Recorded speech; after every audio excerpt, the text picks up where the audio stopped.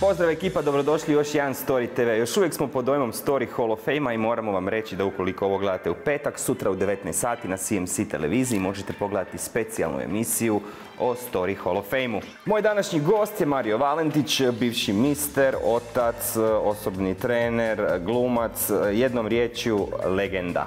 S Marijom smo svašta prošli. Prvo smo vodili razgovor na najneobičnijoj poziciji i kad tamo nikad nisam nikoga intervjuirao, a nakon toga smo otišli u grad i vjerujte mi nismo radili ništa obično.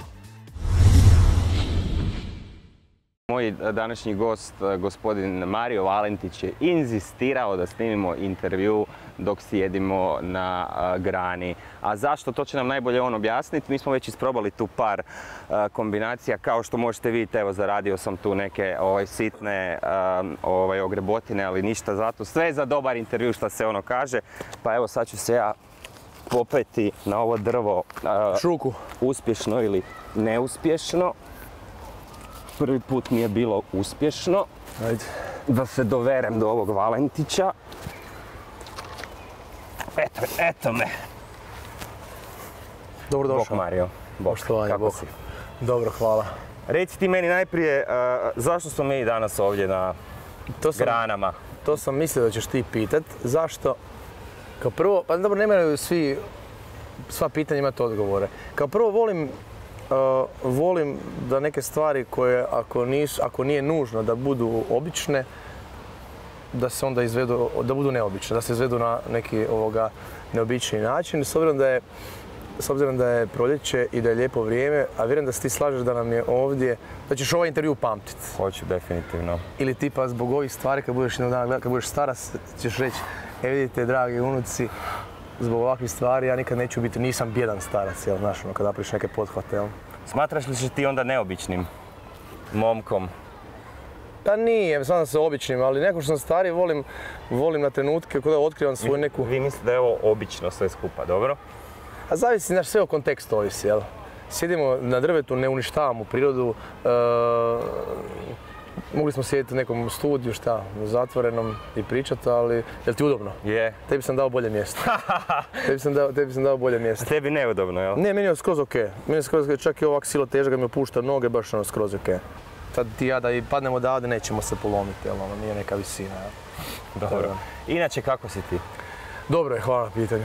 Sve ide? Sve ide, sve balansiram, dobro je. Inače, ovo doba godine mi je uvijek nekako interesantno i lijepo je vrijeme. Više volim ovaj dio godine nego kraj ljeta. Znaš, dolazi ljeto, jel? Iako sam davno školu završio, ali dalje valjda mi svi vučemo to nekako praznici ljetni, iako više nema ljetnih praznika. Ali znaš, kad je kraj 8. mjeseca, tamo je moj rođendan krajem 8. mjeseca, uvijek znam da dolazi neka jesen, sivilo. Sve ispočetka. Iako svako godišnje doba volim, jel? Ali nekako mi je priroda cvate. I sve se budi, da, i nekako... Mi se budimo, cvatimo. Zato mi je interesantnije ovo doba godine. Tebe se stvarno smatra nekim nacijem, da, pod navodnicima naravno, dragi gledatelji, da ti ne jedeš ni ćevape, da paziš sve striktno, da si ti onako totalno... Što je krivo, u zabludi su ti oni koji me znaju da ja mogu, ja sam veliki svejed i gurman. Ali ja moram reći da pametno jedem, nastojim pametno jesti. Ja ću sigurno pojesti, ako ćemo ići na ćevape, pojest ću više ćevapa nego ti ili bilo ko taj koji misli da ja ne jedem. Ako idemo na slatko, pojest ću, ne znam, prekomorske gibanice, 5 komada, mogu bi pojesti baklava koji mnogi ne mogu pojesti jer kažu jedna mi je dovoljno, ja mogu bez problema pojesti 5. Ali znam ako sam moj vikend se napio ili ždero, jel, neprimjereno ili neumjereno... Ti se napiješ nekad? Pa vrlo rijetko. Možda to sad prosjeku jedan put do 2 puta pripijem, ajmo reći pripijem. Je li moguće? Najviše me pripije opet dobro društvo, jel? Dobro, ne trebam piti, ako je dobro društvo, zapravo mogu se zezati. U srednjoj školi kad sam bio potpuna sketa, znači tad nisam pio ništa, samo trening. Ali su me, iza škole se kupovalo pive, vino. Ja sam tad bio u fazi da sam pio enormne količine mlijeka. Si probao te droge, neke opijate i to? Možda sam sve skupa u životu popušio jednu cigaretu cijelu. To je ono, znači nisam nikad kupio. To je možda, ne znam kad, prva godina faksa, kad smo se aj probati to idem. I bilo je... Travu nekad Da, ali probao. trava isto, bilo ta ekipe koja je u domu studentskom pušila travu. To su bili svi moji prijatelji, jel? I pa povuklo se par dimova i jedanput bi mogli to opisati kao da sam se napušio i meni taj osjećaj nikad nije bio dobar. Znam sam onda kao ja se napušio, meni to nije bilo ni ugodno, nego znam da sam išao oko Jaruna trčati odmah. Vidim da postoji trenutno enormni broj trenera, privatnih trenera. Pa me zanima kako razlikovati dobrog trenera od lošeg trenera? Na tvoje pitanje je kako razlikovati fušera od pravog. Iz perspektive klijenta, naravno. Da. Ja bih rekao da najbolje da probaš... Na tom vašem tržištu ima svega isto, je li tako? Apsolutno. Ne bih rekao da možda, ali na našem tržištu ima jako puno toga kvazi trenera. Ili ljudi koji odu na vikend seminare, završe pa su oni treneri, ali su vježbali dugo. I to je postao unosan biznis.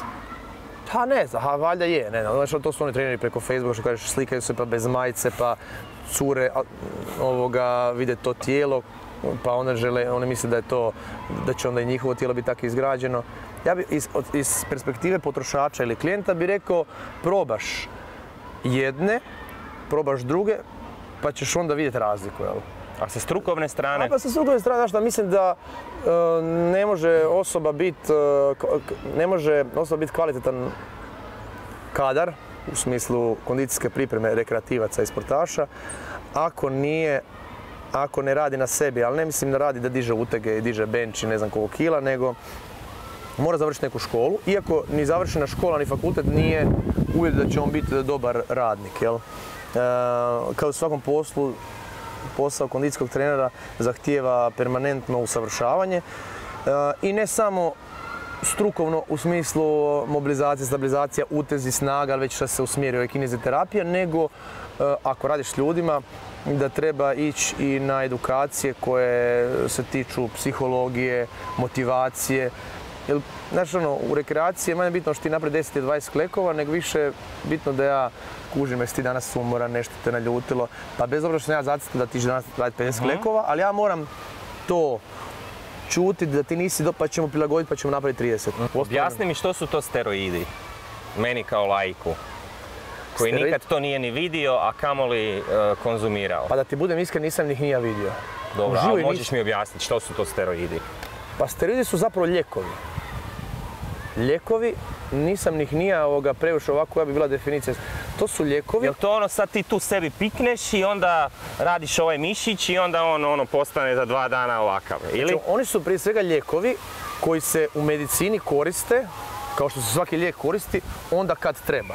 Imaš bubu ovdje, ne dobro. Onda kad treba.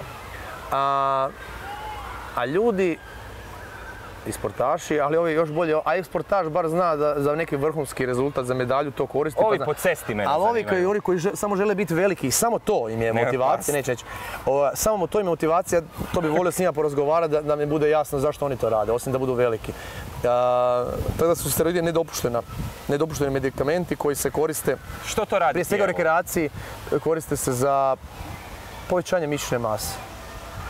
Fiziologiju i biokemiju točno ne bih htio ulaziti jer sigurno postoje kolege koji bi ti to možda kvalitetnije mogli objasniti s obzirom da ja niti sam to konzumirao, niti me to zanima. Apsolutno to ni u kojem slučaju ne korespondira sa zdravim životom. Što radi tijelo? Ja bih to rekao ovako, ja bih to sad kulaički. Je li to neka vrsta droge? Pa nije droge, ne mislim da to ne smatra ovisnost. Ne radi ovisnost, osim što ti može stvarati ovisnost na način uzmeš to i skužiš kako si ti kraticom došao do velikih ramena ili velikih bicepsa. I sad pazi i onda staneš to koristiti i vidiš da više ne možeš to održavati. I onda kao, lakše mi tako, idem ja to uzimati. A one priče o opadanja kose, stanjivanje glasa. Pa sigurno to ima ako... Ono nešto kod muškarca isto dolje. Da, ima ako se to neumjereno koristi, a često ljudi ne znaju pravu mjeru, sigurno ima nuspojava koje nisu dobro za ljudsko zdravlje. Tako da sve to što pišeš, sve što si čuo je istina. Gdje ti sad radiš? Pa pokrenuo sam svoj taj projekt Healthy Fit by moje ime i prezime, ne volim to koristiti zato što onak ispada da pričam kao neki političari koji pričaju o trećem licu, ali to su me savjetovali da ipak stavim u taj brand moje ime i prezime, jer su mi rekli da je moje ime i prezime veći brand, jači brand od samog Healthy Fit. Dobro, ima smisla. Da. To i tako da radim za sebe. Radim u firmi koja se zove Pokret otpora, to je moja firma, udruga koju sam, kad su mi ljudi pitali što je stvarno Pokret otpora, zvuči na Drugi svjetski rat, ali zapravo i pokret i otpor imaju veze sa vježbanjem. Jel? Tako da sam sam svoj gazda. Radiš ženske grupne programe? Pa znaš šta, grupni programi, kad kažeš općenito grupni programi su 90%, 80% vježbača su žene u grupnim programima. Jel? Zašto je tome tako, ne znam. Iako sad postoji ti funkcionalni treninzi, takozvani crossfit, gdje idu i muški. Je li gužva na tvojim ženskim programima? Pa vidim energiju pitanja kojem pravcu ideš. Gle, ovako u početku možda moram te pitat, može biti prva prodaja, može biti fora. Kakvu energiju si osjetio? Gle, znači kad te odgovorim, znači može ići ajmo reći, doćemo do mog sljedećeg pitanja pa ćeš vidjeti što sam mislio. Dobar izgled i zdrav izgled i muškarac kao trener grupnih programa je veliki plus kad govorimo o grupnim programima. Jer zato što ženama sigurno će izabrati ako ima ženski trener i muški trener koji su približno jednakih kompetencija će izabrati muškarca, jel tako? Koji, ako je još bio i mister Hrvatske prije toga. Dobro, to može biti samo opet dodatni plus kod inicijalne prodaje. Možeš izdvojiti neku zanimljivu anegdotu koju si imao? Kad dođe neka nova polaznica pa ti dođeš pa... Nemoj se sramiti. Neću razmišljati sad. Recimo, u tom treningu koji ja vodim Pilates, uvijek komuniciram da treba jako stisnuti te dubinske mišiće zdjelice, jel? A onda je ljudima apstraktno što to znaš kao dubinske mišiće zdjelice, onda ja to vizualizaciju govorim što je istina, ajde zamislite da pišate, pa onda kad doćeš zaustaviti pišanje, i te mišiće da se stisnu. A dobro, to je dobro objašnjenje. I to je vrlo jasno. Samo ponekad, znaš, može biti kak piškite, pa da razmišljam da kažem, da li kada urinirate, što mi glupo zove, pa da li pišate ili piškite. I pošto stalno je to pritisak, znaš, na taj abdominalni dio i zapravo često može biti i vrlo je to plodno tlo da se ispusti vjetar. Jel? Samo jedanput, a već dugo godina radim, se dogodilo, bilo je njih 15-20 i sam, pazite, stalno pritisak, stalno stiže, da je baš Zvonimir Jan i sad, a sve su bile žene, a nisam ja to učinio. I ja sam samo, nikakve reakcije, ne bilo ajmo dignite ruku, izdahni, stisni trbuh, stisni trbuh, znači ništa, jer nisam htio nikakvu pauzu, nikakvu foru, jer sam čak samo rekao, događa se, ajmo nastavio, to je to bila fora. Ti si otac, kako je Niko? Koliko on sad ima godina? Niko je super da kucam u drvo. Niko će sad za 2 tjedna 7 godina. Opa. U školu u 9. mjesecu će ići. Su krenule pripreme, školske torbe, pernice? Pa jes, da, kroz ovu godinu su i u vrtiću imali te pripreme. Radili smo i mi malo nešto doma. Zna već čitat? Zna sva slova, zna nešto malo čitat, zna brojeve. Jako dobro zna na sat. To ga je zanimljivo, pa zna, znaš, kada kažeš 20 do 4, on kaže, a 15:40. Dakle, zna točno to. A ja ga nekako, i sad i predškolskom dobu, a vjerujem da ću u školskom, nastoji da uči nekako sa mnom. Ja ga puno izvodim van, u prirodu.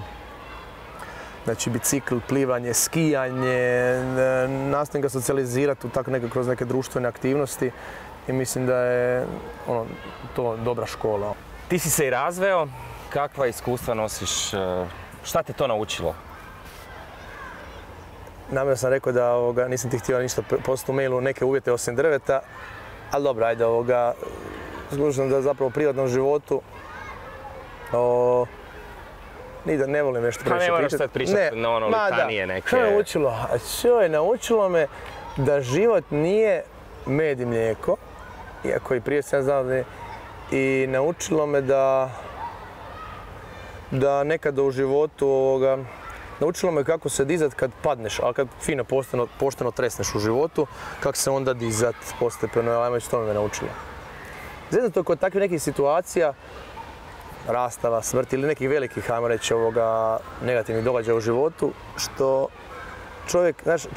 čovjek, mi smo svi indoktrinirani Nešto ti hoda po da, ruku. to su sve frendovi. Da treba biti nešto kako smo si mi nešto kao zamislili ili kako smo odgajani, jel? I onda kad se ta slika izvrne, ono naš, to je ono zeznuto, ono naš. Znaš kad neko kaže Iso da mi sad to bude nešto, ja to ne bi mogao prihvatiti. Ja šta ti to stvarno, moraš neke stvari ono prihvatiti to da. Tako da, ono,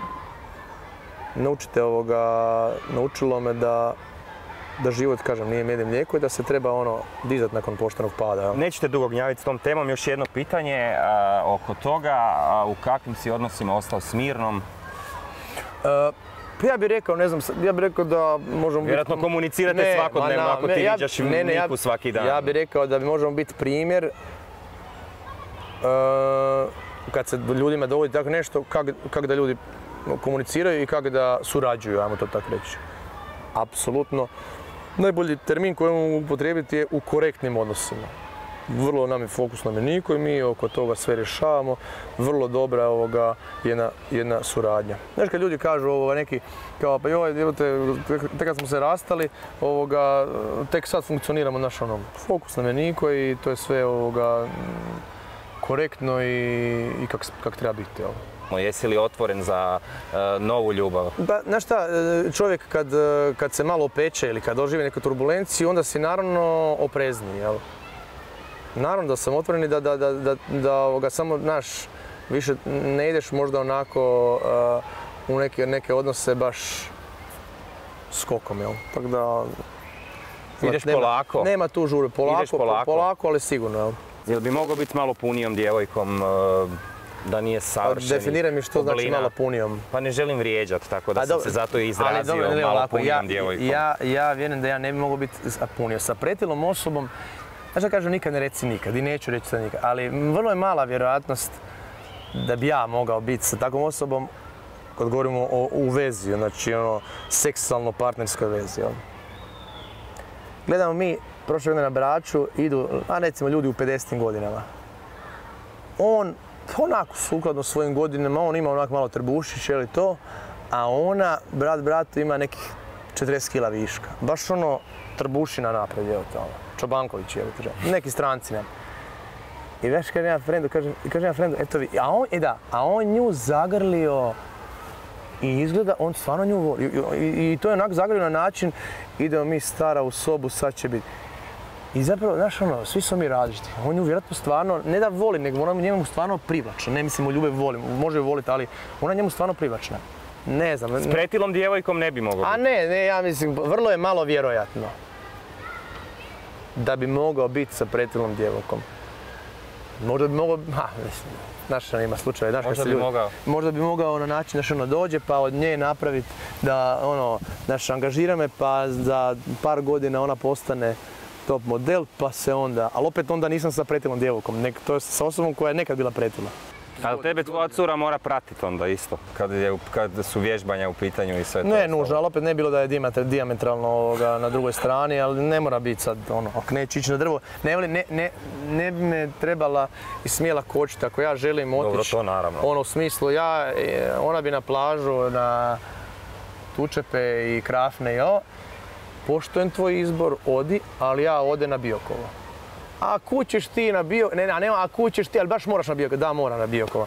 Znaš, možeš sa mnom, neće, ali ne branim ni ja njoj da ide na Krafne i dolje na plažu, jel, ali... Ali ne postrojavaš. A ne moram, dobro, mislim da je mene teško pratiti na način a niti bi volio imati curu koja je baš sad ovak neki freak, naš veliki, U kom smislu? Sportski, naravno sad, Ne bi volio imati? Pa ne bi da je takav freak, jako veliko, da voli zdrav život, da voli prirodu, ali baš sad da nađeš neku... diže u čučnju više nego ja ili da diže... A da nađeš neku istu koja može sve isto kao i ti?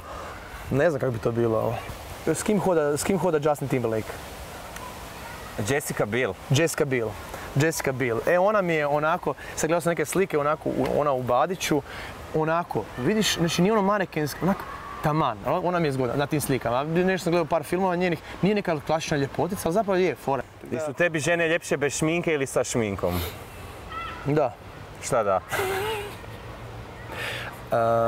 A volim kad se našmika, ali nekad se našmika previše i volim kad se našmika sukladno situaciji. Šta će ići našmika primjerice na skijašku stazu. Dobro, naravno, ali ima i takvi. Pa tako mi se ne sviđa ono. Ali volim kad I brendovi, skije su, tako obično ne skije, tako obično loše skije, znaš ono, kupe se, ali onda piju vino, kuhano i to. Ne volim kad je prenašminkan, ali kad se šminka nepotrebno. Žena dolazi na trening pa da je nešto natrackano. Možda lijepo vidi, možda sam prije se palio na takve ženske, sad se više ne palim na takve ženske.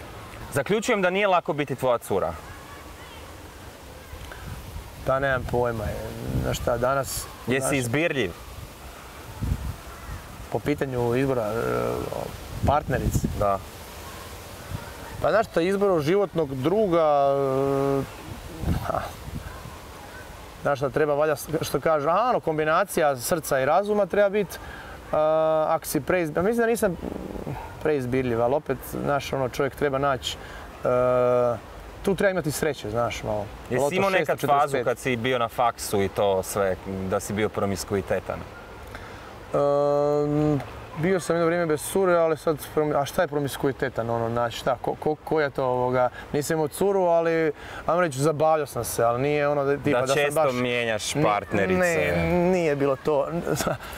Neko bi možda rekao da sam trebao biti to, iskoristiti neke, ali... Pa zato te to i pitam. No. Brine li tebe šta selo priča, općenito u životu? Pa ne, baš, znaš šta, ne, recimo ja, da li ljudi čitaju, a skušno ne čitaju one komentare kad neki recimo... A vjeruj mi čitaju. Ja ne recimo, čitam, ali... Ja to, i kad smo bili... Ja sam tamo našao svašta o sebi. I kad smo snimali, i kad naš nešto... Svakakvih gadljivih ljudi su stvari. znaš, pređu preko nekog intervjua i dolje čitaju, ja nikad to u životu nisam čitao, Čuo sam ja svašta o sebi, to me zabavlja, ali čuo od ljudi koji su bili u frizerskom salonu, pa iz provjerenih izvora, znaš, to me zabavlja. Ljudi vole jako pričati o javnim osobama i nije problem što oni pričaju, nego vole jako izmišljati. Da. I te izmišljotine su, mislim, dobro, ubiti zabavne do neke mjere, znaš, ali... Koji je onda najluđi trač koji si čuo o sebi? Trač, nakon što sam se rastao, da hodam s Ivicom Mudrinićem. To je, recimo, jesi to čuo ti? Jesam. Vidiš kako si ti čuo, ja? Jesam. Ali to sam, pazi, čuo od znaš, dolazimo ljudi s puno strana na način, iz provjerenih izvora. Ajde, legendo. Ne, meni je bilo fora da sam ja, da čovjeka znam, da ga treniram, znaš, čekaj, ne znam gdje je to. Ma bilo je tu i Jandroković, i ne sam psovan. To sam, ali bilo je naš iz provjerenih izvora. Desna opcija te više rajca. Da. Kao iz provjerenih izvora. Daj mi reci ko je iz provjerenih? Pa u frizerskom salonu. Da, to me zabavilo. Dobro, ali nisi samo ti bio sa tim dotičnim gospodinom i postoji već velika lista. Znači on je on je hot. Da, on je hot, da. Svašta se može naći na tom internetu. Tako da je to internet. A zapravo to se reći da ja vrlo malo i slušam ili čitam šta selo piše i priča. Kažem, Što misliš inače o gej populaciji? I da tebi tvoj Niko dođe za 15 godina, kaže, tata, ja volim dečke. Da, o gej populaciji, znači nemam, vrlo sam, kao što sam rekao, ni lijevo, ni desno, sredina. Mislim sve, da kažem, pozitivno. Gledaj, ako me pitaš, naravno da bi bio, ja bi bio i dalje uz svoje dijete da mi dođe tak jednog dana. Ako me pitaš... Prihvatio bi zeta i to. A koji bi izbor imao? Šta bi svoje dijete koje obožavaš najviše... Pa ja slušam tvoj stav i tvoj stav je ispravan, ali znaš i sam kakvih ljudi ima i... Možda bi to bio isto jedan izazov za mene za prihvatiti to. Ali da bi prihvatio bi, znaš.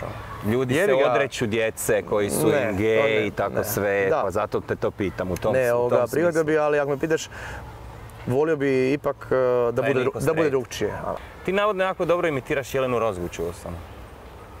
Na kućnim tulumima. Je li to istina? Gdje si to čuo isto tam da sam s Mudrinićem, jel? Ne, to sam čak pročitao u nekom tvom intervjuu. Nećete tjerati da imitiraš Jelenu Rozgu. Ne mogu na drvetu, zapravo više mogu emitirati... Ili možeš ti biti Rozga, a ja Hauser, pa... Motama, pokretima njenim, nego glasovno, ali... Dalo bi se malo usavršiti, da malo radi, mogo bi skinuti. Imate neke simbolične mote koje se daju. Ali nisam to tako ja često isfuravao da si ti to mogo čuti, moram priznati. To sam pročitao u jednom tvom intervjuu. Da ja sam izjavio. Da. A koji su ti njeni najomiljeniji moti? Pa ona bi draga mi je.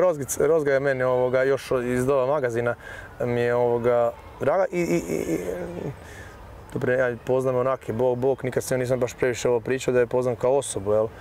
Ali ja sam odrastao na magazinu i onda te pjesme volim i volim i njene pjesme do sad unazad, sada zadnjih ovih 5-6 ni ne znam, jel? A koji su mi moti, ja moram biti pokazati, ali nemoj se. Ima taj šesni, šarmantni, ženski, onaj neki mot. Kad izvrne zdjelicu ima mot i kad stane, pa hop, hop, hop, hop. Znači to je njena, hop, hop. Idemo mi na neke daljnje lokacije. Ajmo. Bilo mi je ugodno razgovarati s tobom. Kako ti je bilo? Je li ti je bilo zabavno? Je, pozdravi puno dečka i vidimo se. Ti isto, ajde, možeš živio, vok. Idemo sada malo do grada na trg Josipa Bana Jelačića jer stigao je Spider-Man i svi, apsolutno svi pričaju o njemu. Vidjet ćete i čut zašto. What do you want? Can we have a picture? You have to be strong. Okay.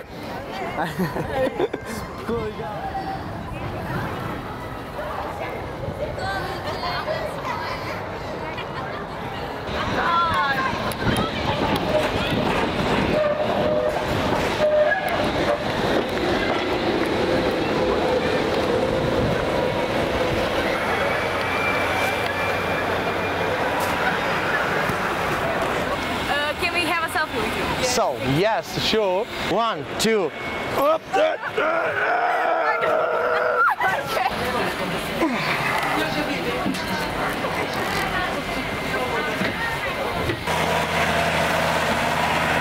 Can I lift you?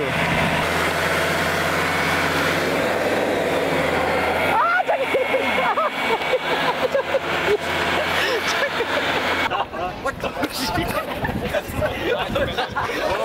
He's balling you up, bro. Basketball?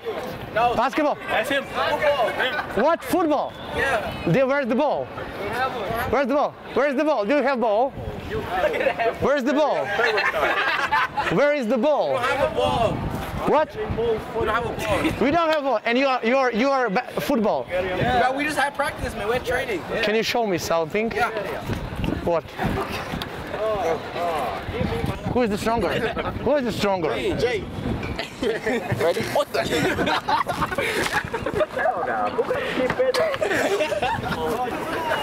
You know, in life, the small thing is the most important, you know.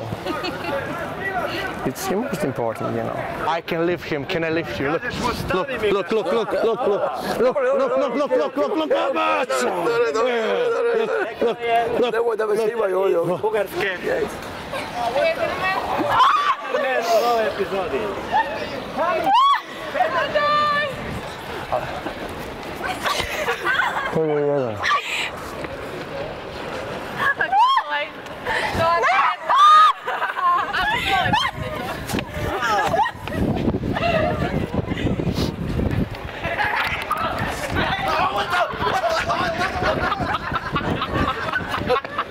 Is this guy from Croatia, this black one? Does people in Croatia, is it black or white? Mostly white. So this guy is not from Croatia? It's weird, it's weird. This woman from Croatia? Yeah, I guess so. It looks like. I can tell. You're from Croatia? I'm from Norway. From Norway? Yeah. Oh, this is from Croatia. Yeah, I guess so. I guess I can tell. Take a photo? Yes. Thank you. No, you're welcome. We're good. Yes. Is it President of America still Reagan? Oh my God! Good afternoon. Excuse me. I'm just looking for a building, you know, the huge building in Croatia because I just want to jump from, I just want to go home. So the biggest building. So just up the hill here, Yes? on the right side there is the cathedral. That's not enough. People told me, but it's not enough. Is there any? You have another option. Because you know, I just want one huge building, and then I can jump to the Vienna, you know, and that's enough. From Vienna, I can go further. Okay, so you have another option right here on the square, on the left side. Yes. This skyscraper. Yes. On the left side. On the top you have observation deck. Oh, that's awesome. Thank you. Have a nice day. Can you borrow these sunglasses for me now? Can you just be strong? Be strong. Do you understand English? Malo. Give me the hat. Odi sjedite kod njega da se sluša.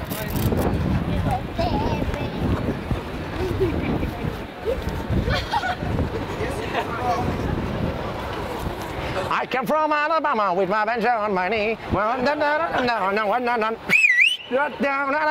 you got on me? I come from Alabama with my banjo on me. Okay, you're next. You are the one. Excuse me. I have to stop. You have to stop. You have to stop. This is the guys from. This is the guys from Croatia. This is the guy from America.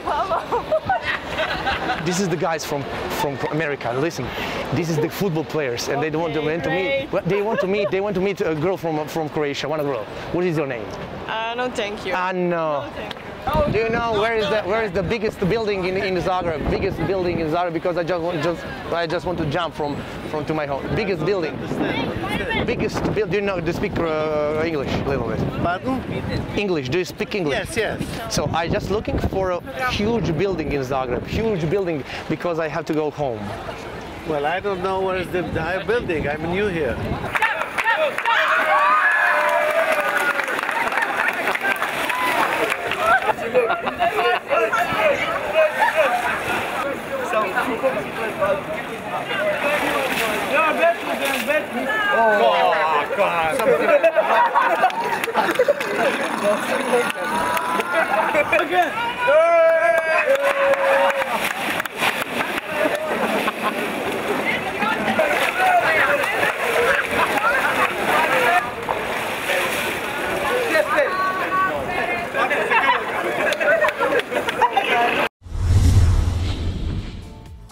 Hvala Mariju, bio si super. Ja se nekako uvijek vežem uz te svoje goste, pogotovo uz ove koje nisam prije snimanja dovoljno dobro poznavao, kao što je to recimo Marija. Ovdje smo i kolegica Suzana i ja zaključili da totalni respekt. A tiskano izdanje Storija donosi naravno sve o Story Hall of Fame-u, nam mislim jako puno stranica. Stoga ako želite imati detaljan uvid u Story Hall of Fame, nabavite tiskano izdanje Storija koje je na kioscima. Osim toga, Andreja Čupor i Ognjen Vukojević, Pomirenje, trudnoća i vjenčanje, ulala. Imamo naravno i Angelu i Stipu Pletikosu, na jesen stiže 4. dijete. Bravo za podizanje nataliteta. Story.hr je portal gdje možete pronaći sve o zvijezdama, ako još do sada niste znali. Stoga brzo na vaše kompove, tablete, mobitele utipkajte www.story.hr i tamo će vas jednostavno zabljesnut od siline dobrog i kvalitetnog sadržaja. Hvala što ste i ovoga puta bili s nama, ovoga puta se nigdje neću teleportirati, još nas 3 epizode čekaju Story TV-a i ljetni raspust. Vidimo se sljedeći petak.